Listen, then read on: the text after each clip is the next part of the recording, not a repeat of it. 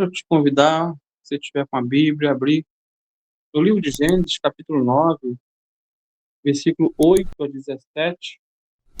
É um texto bem interessante, que nos traz algumas lições especiais. Diz assim: Então Deus disse a Noé e a seus filhos: Confirmo aqui a minha aliança com vocês, seus descendentes e todos os animais que estavam com vocês na embarcação, as aves, os animais domésticos e os animais selvagens, todos os seres vivos da terra. Sim, confirmo a minha aliança com vocês. Nunca mais os seres vivos serão exterminados pelas águas. Nunca mais a terra será destruída por um dilúvio. Então Deus disse: Eu lhes dou um sinal da minha aliança com vocês e com todos os seres vivos, para todas as gerações futuras. Coloquei o arco-íris nas nuvens. Ele é o sinal da minha aliança com toda a terra.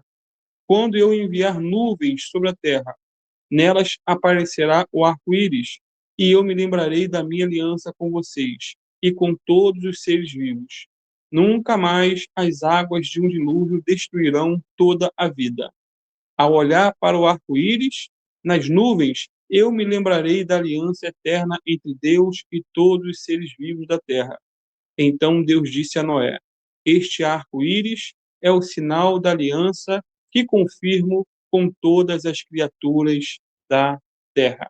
Amados, depois de 40 dias e 40 noites, de um temporal devastador, a Bíblia diz que Noé e sua família saíram da arca.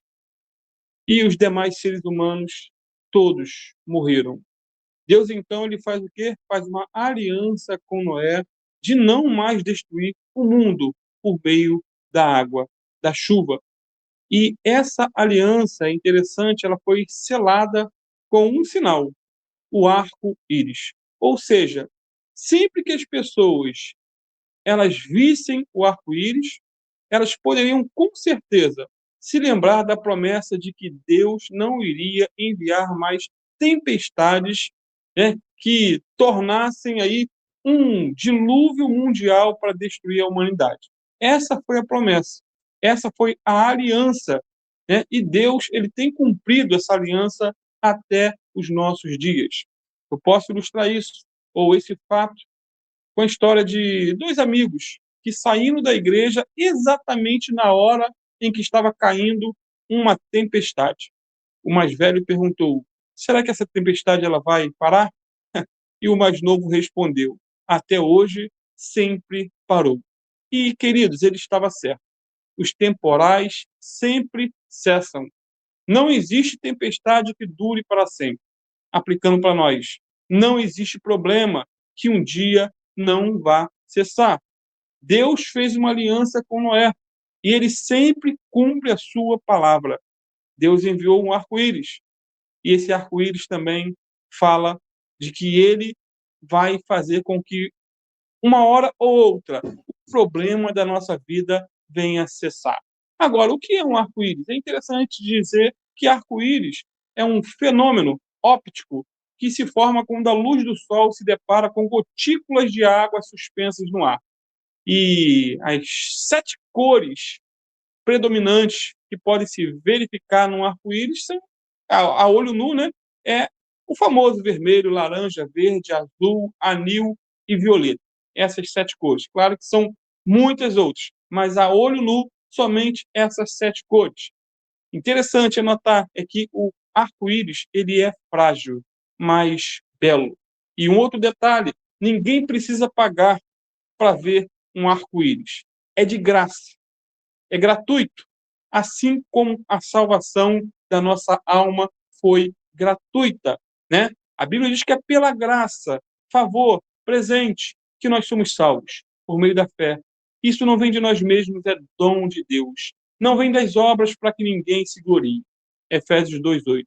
Voltando então ao arco-íris, podemos ver que as suas cores, aí que são lindas, maravilhosas, essas cores nos falam também daquilo que Pedro chamou de a multiforme graça de Deus. Lá na sua carta, no capítulo 4, versículo 10. Interessante notar é que a palavra grega traduzida para multiforme significa variada, de muitas cores, ou sortida. Então, há muitas cores, muito, como que uma caixa de bombom sortido. O sentido é esse, algo sortido, muitas cores variadas. E essa é a mesma palavra, a mesmíssima palavra usada por Tiago também em sua carta, lá em Tiago 1, versículo 2, quando Tiago diz assim: meus irmãos, considerai motivo de grande alegria o fato de passardes por várias provações. E a mesma palavra, essa palavra várias, é a palavra poiquilo, que trata aí de algo variado, muitas cores diferentes, até porque as provações da vida, elas são variadas, são coloridas. Eu já ouvi falar que existem cerca de 85 mil variedades de cores, né? Ou melhor, de moscas no mundo, não cores. Dizem, não sei se é verdade, né? Nunca contei. Agora, a grande verdade é que podemos dizer o mesmo acerca das várias tribulações que são comparadas às cores. São as mais diversas, queridos. As mais. Elas variam de pessoa para pessoa. As tribulações, assim como as cores, elas variam de intensidade e também de frequência. As provas da vida, elas são como jogos de videogame, né? Com vários níveis de dificuldade, por assim dizer. Quanto mais a pessoa vai avançando, mais difícil vai ficando. É disso que Tiago fala na sua carta, né? Meus irmãos, tenham grande alegria quando enfrentarem várias tentações ou várias provações. Então, assim como o arco-íris é multicolor, com muitas cores, as provações da vida também são variadas. E é interessante, Tiago diz, várias tentações, várias tribulações, vários problemas. É muito interessante. A palavra várias, como já disse, no grego é poikilos, e traz a ideia de várias cores, multicolorido ou algo policromático. Sabe o que isso significa, queridos, de prático? Que cada provação que enfrentamos na vida tem uma cor diferenciada. Cada prova é de uma cor diferente. Existem provações, pode-se dizer, de rosa claro ou branco como a neve. Pode-se dizer que existem provas que são como esmalte de noiva, rosa bem clarinho, mas existem provações que são da cor rosa-choque, outras são cinzas, e outras provações são negras, terríveis, tenebrosas. Existem provas que são brancas, como a neve, como já disse, e outras que são escuras, como a meia-noite. E quanto mais escura é a cor, mais intensa é a prova. Mais intensa. Existem provas, queridos, que são brancas, outras que são verde escuro, outras que são pretas mesmo. Né? Como os amados sabem, eu trabalho com pintura e existem mais de 2.000 tons de cores. São muita variedade. Porém, quanto mais escura é a cor, mais cara é a tinta. Quanto mais escura é a cor, mais cara é a tinta. Porém, as cores mais claras, como branco, amarelo, né, amarelo claro, verde claro, rosa claro, bege bem clarinho, são cores mais baratas. Agora, algumas cores têm um custo financeiro um tanto quanto alto, por exemplo, violeta bem escuro ou rosa choque, são cores caríssimas. Hoje, um galão gira em torno de R$ 800, as mais caras. Portanto, assim como existem várias opções de cores para pintar nossa casa, as provações também são as mais variadas possíveis para testar a nossa fé. E quanto mais escura for a prova, mais cara e difícil ela será. Isso porque existem situações que enfrentamos na vida, queridos, que podem ser comparadas a uma cor branca, suave, fácil de suportar. Às vezes nós pensamos que estamos com um problema grande, mas quando olhamos para um problema à frente de uma outra pessoa ou outra circunstância, vemos que o problema é pouco. Existem problemas pequenos, provas do tipo light, sem grandes dificuldades.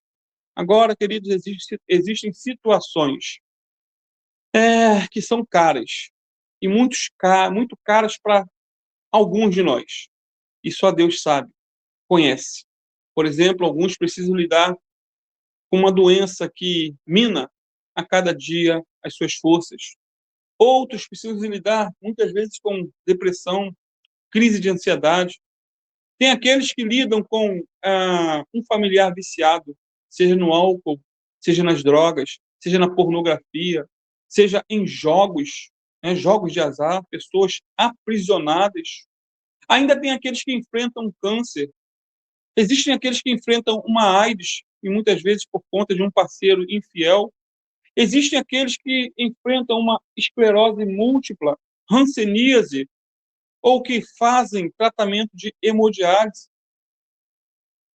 E por falar, né, por exemplo, em esclerose múltipla, né, ou hanseníase, me lembrei aí de uma história real, né, fala de um homem chamado Dong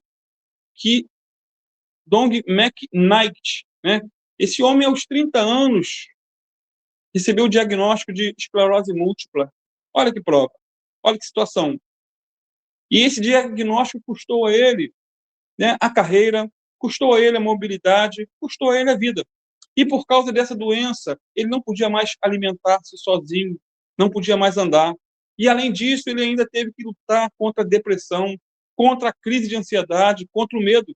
Porém, queridos, do início ao fim dessa doença, dessa prova, essa prova escura, negra, Dong nunca perdeu o senso de gratidão. Isso era evidenciado em sua lista de oração.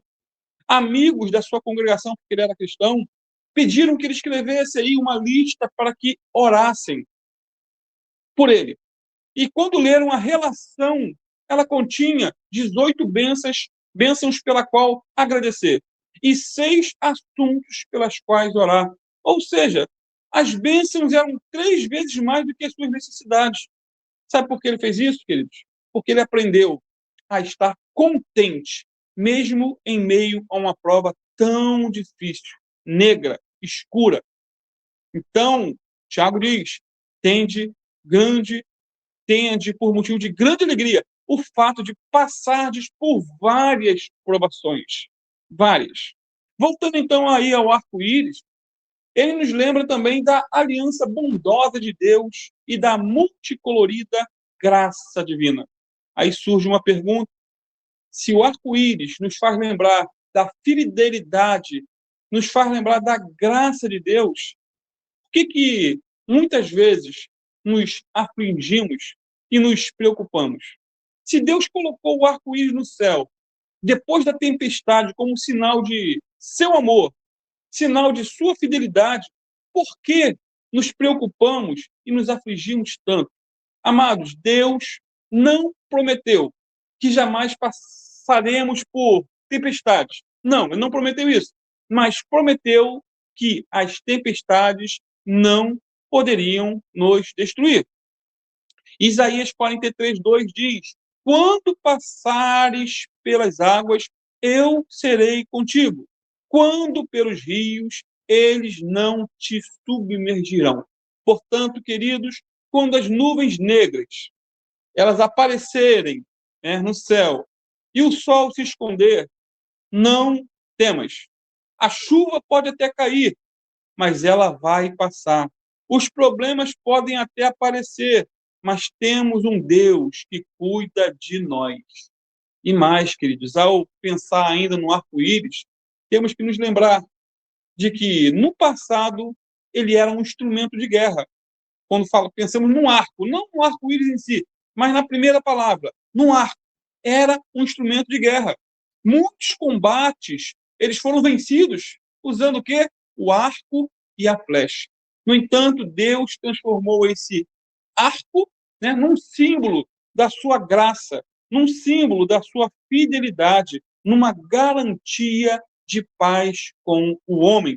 Deus certamente poderia voltar contra nós o seu arco da justiça, pois nós transgredimos sua lei e merecemos ser julgados.